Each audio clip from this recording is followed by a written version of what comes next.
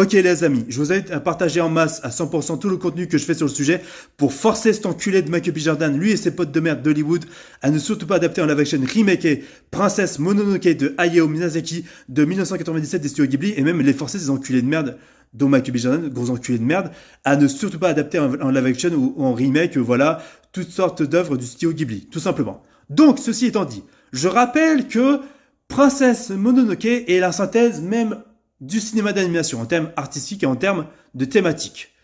Dois-je rappeler également que dans Princesse Mononoke, il y a un aspect très fantastique qui fait en sorte que voilà, c'est un film qui est adapté à ce genre de format-là, justement. C'est comme ça que Miyazaki l'a imaginé, pour que ça soit adapté à ce format-là, l'animation.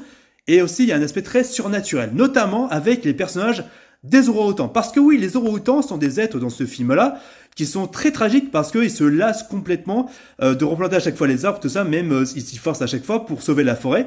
Mais ils sont dévastés de peine et de pessimisme parce qu'à chaque fois, ils se font chasser justement par Dame Eboshi qui la nuit les fusille voilà, par ses murailles, tout ça, au loin. Alors que ces pauvres animaux replantent à chaque fois les arbres, à chaque fois et à chaque fois, mais que dû à cette guerre dévastatrice d'ambiguïté entre l'homme et la nature, ça commence à faire beaucoup, autant vous dire. Et il y a un aspect très glauque, il y a un aspect assez perturbant par rapport à leur apparence, où justement c'est des êtres difformes la nuit, avec des yeux rouges, voilà, ils sont de forme indistincte, tout simplement. Surtout quand on voit la scène avec San et ses frères loups, quand ils sont face à face justement avec les orang-outans. Et d'ailleurs aussi, il y a un aspect très intéressant par rapport à ça, par rapport aux thématiques et par rapport à l'avancée de l'histoire, par rapport au côté tragique et par rapport même au jeu des lumières, par rapport au jeu des environnements et du jour et de la nuit justement.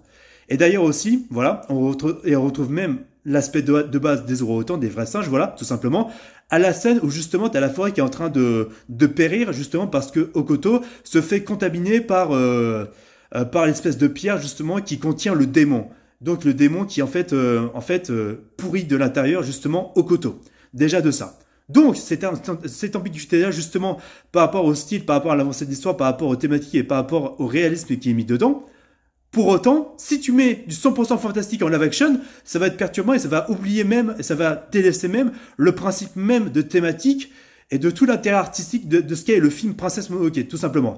Et si tu fais trop réaliste, si tu fais des orang-outans identiques la nuit et le jour en termes de réalisme, ça va ça va casser justement la thématique et l'ambiguïté des messages et l'ambiguïté du message en question, de l'avancée de l'histoire en termes de thématique et en termes artistiques. Donc, Michael B. Jordan, mieux vaut que tu touches pas à Princesse Mononoke, toi et tes potes, sinon, on vous casse la gueule. Clairement, je te casse la gueule.